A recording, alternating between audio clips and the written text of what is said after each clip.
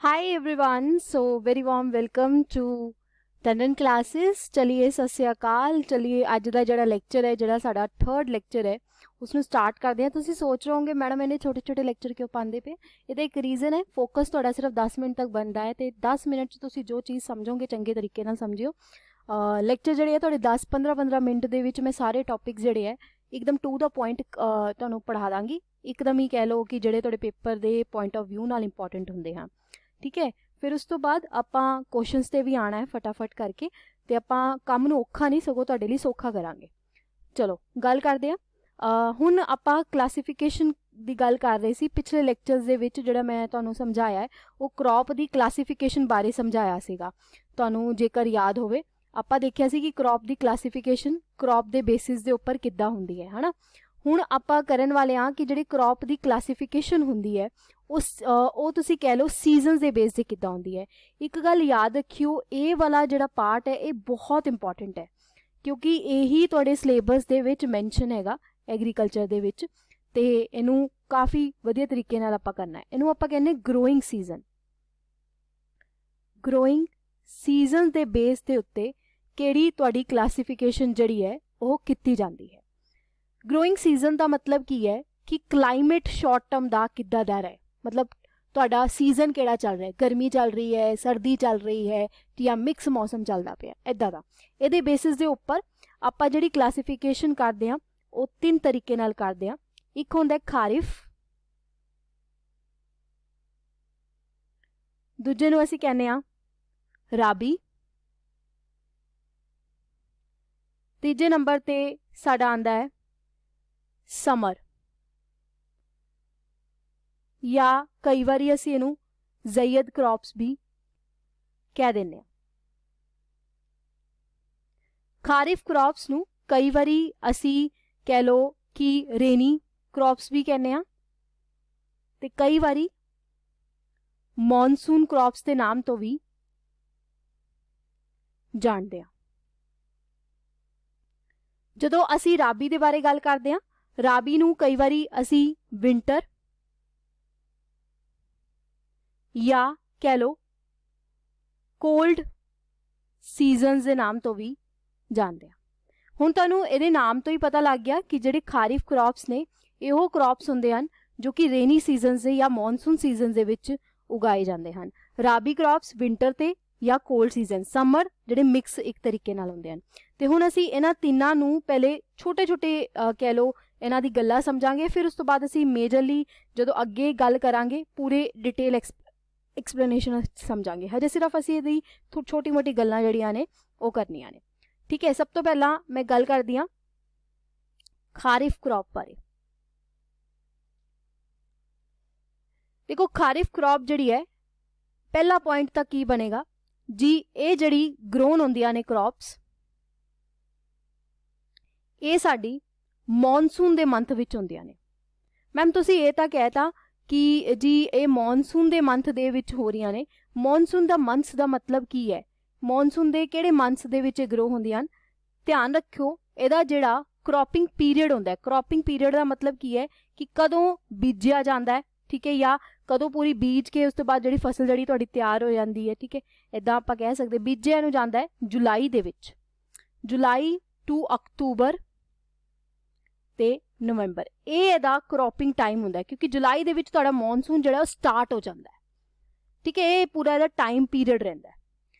हुण अगर असी कह लो कि एक पॉइंट होर आंदा है कि मैम आ तां तुसीं बड़े सारे मंथ्स दसते, इहदे विचों किहड़ा टाइम जिहड़ा है असी लवांगे, ते एक पॉइंट इत्थे लिखो सोन बिफोर।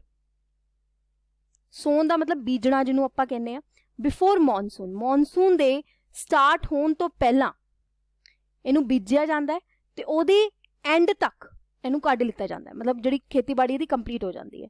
तो हारवेस्टेड जिन्हों आपां कहने harvested at the end of the monsoon. ठीक है, ये गल शायद तुहानूं बहुत वधिया तरीके नाल समझ आ गई कि खारिफ क्रॉप का मतलब की हुंदा है।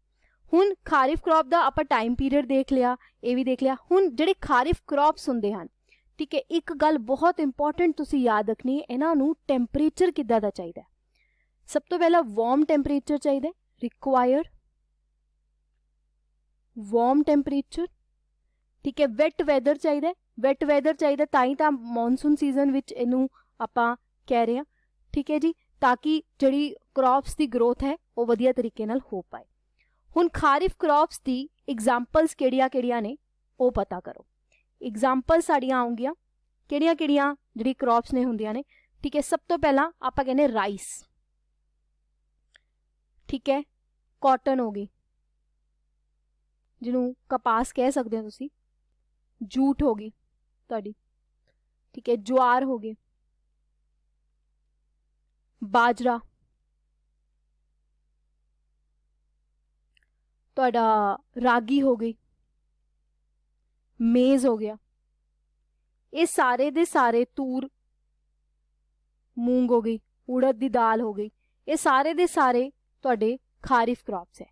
हजे तुसी एग्जाम्पल्स की टेंशन नहीं लेनी, अगे चलकर जदों आपां एक एक बारे गल करांगे मेजर क्रॉप्स के बारे, तो उहदे बारे मैं तुहानूं सारा दसांगी किहड़ी खारिफ क्रॉप्स की कैटेगरी च आऊगी, पूरा याद करवा दांगी। हजे सिर्फ तुसी समझण ते ध्यान देना कि भाई आ मैम ने एग्जाम्पल्स दसिया ने, खारिफ क्रॉप्स की हुंदियां ने, किद्दां दा टैंपरेचर चाहिदा वा, कि इन्हां दा क्रॉपिंग पीरियड होऊगा, कदों इन्हां नूं सोन कित्ता जांदा ते कदों हारवेस्टेड कित्ता जांदा। बस तुसी हजे इहदे ते ध्यान देना है, होर तुसी इह च कोई टेंशन लैण दी लोड़ नहीं कि यार याद नहीं हो रहा, ये तो बहुत ज़्यादा हो रहा है जी। ये धीरे धीरे करके जिद्दां जिद्दां चैप्टर होंदे जाओगे तुहानूं सारी चीज़ां जिहड़ियां ने अपने आप याद होंदियां जाऊंगियां। कोई इह च रॉकेट साइंस है नहीं गी, है ना, बिल्कुल भी नहीं हैगी, इंसान दे बनाई सब्जैक्ट्स ने तां। चलो अगे वधदे आ। उस तो बाद दूजी जिहड़ी मेजर गल आंदी है, आपां हुण करदे किहड़े राबी क्रॉप्स। राबी क्रॉप्स जिन्हां नूं कई वारी असी विंटर या कोल्ड सीजनस क्रॉप्स भी आखदे हां। देखो आ जिहड़ी क्रॉप्स ने, सब तो पहला अपना ये पॉइंट बनेगा कि ये विंटर पीरियड विच आओगे। ठीक है। विंटर सीजन दे विच, मैम विंटर सीजन दे विच आ रहे हैं, तो यदा टाइम पीरियड तुहाडा की बनेगा, अक्तूबर तो लैके मार्च तक। ते इत्थे भी आपां एक पॉइंट लिखांगे, की लिखांगे, सोन बिफोर मॉनसून दे खत्म होने तो पहला, ते इत्थे रीट्रीटिंग आपां लिखांगे कि मॉनसून ते खत्म होने तो पहला। ठीक है। उस तो बाद हारवेस्टेड बिफोर समर, गर्मी आने तो पहला आपां इन्हां नूं जिहड़ा है इन्हां दी जिहड़ी खेतीबाड़ी खत्म हो जाती है। ठीक है। हुण ये जिहड़ी क्रॉप्स हुंदे हैं इन्हां दा जिहड़ा सीजन हुंदा है किद्दां दा हुंदा है, काफ़ी ज़्यादा कोल्ड हुंदा है, वैल कोल्ड कह लो। ठीक है। एंड ड्राई वैदर इन्हां नूं चाहिदा हुंदा है, उस वक्त बारिश वगैरह नहीं हो रही हुंदी। ये गल तां तुहानूं भी पता, अक्तूबर ते मार्च के महीने तो लैके कोई बारिशां सानूं देखण नूं नहीं मिलदियां। हाँ जी, इहदी एग्जाम्पल किहड़ी होगी, राबी क्रॉप्स बारे मैं पहले ही दसिया सीगा कि खारिफ विच आंदे तुहाडे राइस, ते राबी च की आंदा है, वीट आंदा है ना। तो सब तो पहली एग्जाम्पल की आऊगी जी, वीट, ग्राम, पीस, बारले, ते ओट्स हो गए, सनफ्लावर हो गया।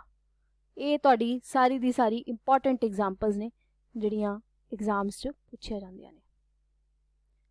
राबी क्रॉप्स एकदम क्लीयर हो गए। हुण अगे करदे हां आपां समर, जिन्हां नूं आपां ज़ैयद क्रॉप्स के नाम तो भी जानते हैं, है ना। इन्हां नूं आपां इत्थे डिस्कस कर लैंदे हां।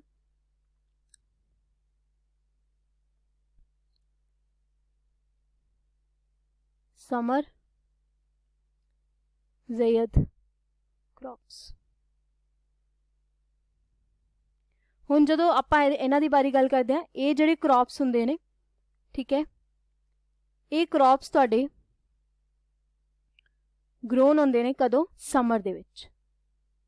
सब तो पहली गल मैम समर दे विच होंदे, तो समर दा टाइम पीरियड की है जी, मार्च तो जून। ठीक है। हुण इन्हां नूं भी काफ़ी ज़्यादा कह लो वार्म टैंपरेचर जिहड़ा है वो चाहिदा हुंदा है। ओके। वार्म टैंपरेचर चाहिदा, ड्राई वैदर चाहिदा, और अगर असीं कहिए ये सोन एंड हारवेस्टेड दोनों, मतलब सोन भी तुहाडे कह लो कि समर दे वक्त होंदे है, हारवेस्टेड भी उदों होंदे है। अच्छा, तुहानूं गर्मियां च की खाण नूं मिलदा है? वाटरमैलन मिलदा है। Watermelon is a very great example of the कह लो कि ज़ैयद क्रॉप्स दी। हुण मैं मिक्स बोलदी भी हाँ क्योंकि मैं अंग्रेजी विच लिखदी पई हाँ, मैनू अंग्रेजी ही इत्थे बोलनी पैनी है ना। वाटरमैलन हो गया तुहाडा, पंपकिन्स हो गए, वैजीटेबल्स हो गया, ये सारियां दी सारियां तुहाडी एग्जाम्पल्स जिहड़ियां ने वो समर ते ज़ैयद क्रॉप्स दी सीगीआं। ये देखो तुसी क्रॉप्स के बारे जानिया कि ਜਿਹੜੇ क्रॉप्स ने, ठीक है, राबी क्रॉप्स की होंदे, खारिफ क्रॉप्स की होंदे ने ते तुहाडे कह लो कि ज़ैयद क्रॉप्स की होंदे ने। हजे असी ਇਹਦੇ 'ਚ बहुत कुछ होर भी सीखना है गाइज, क्योंकि असी राइस के बारे पूरी गल करांगे, राइस कित्थे कित्थे उगाए जाते हैं, बहुत डिटेल विच हजे असी इन्हां नूं पढ़ांगे। हजे असी इहदी इंट्रोडक्शन सीखी है, हजे बहुत कुछ इहदे 'च तुसीं सीखना है। अगली ਜਿਹੜੀ ਆਪਾਂ क्रॉप्स की क्लासीफिकेशन है धीरे धीरे करके करांगे। हुण अगला लैक्चर साडा जिहड़ा आएगा ना, वो आएगा major food crops of India. किहड़े-किहड़े फूड क्रॉप्स जिहड़े ने वो पूरे इंडिया च आंदे है। जोग्राफी वाइज आपां देखांगे खारिफ क्रॉप किद्दां आंदा, राबी क्रॉप कित्थे-कित्थे आंदा, समर क्रॉप्स कित्थे-कित्थे आंदे ने, उन्हां दी डिटेल्स आपां करांगे। ठीक है, फिर उस तो बाद मैं तुहानूं ना थोड़ी बहुत सॉइल वाला चैप्टर भी करवावांगी, क्योंकि सॉइल का अगर तुहानूं चैप्टर नहीं आता तो तुहानूं थोड़ा जा डिफिकल्टी होएगी एग्रीकल्चर नूं सीखण लई, तो आपां नूं सॉइल वाला चैप्टर भी थोड़ा कंप्लीट करना पेगा। फिर आपां जिहड़े एग्रीकल्चर दे रिलेटेड जिहड़े क्वेश्चनस आंदे SSC दे एग्जाम्स दे विच या डिफरेंट एग्जाम्स दे विच आए होए, पहले आपां वो सॉल्व करांगे, फिर बाकी देखदे हां कि किहड़ी-किहड़ी प्रैक्टिस आपां कर सकदे हां। थैंक यू वेरी मच, धन्नवाद सारिआं नूं, चलदे हां।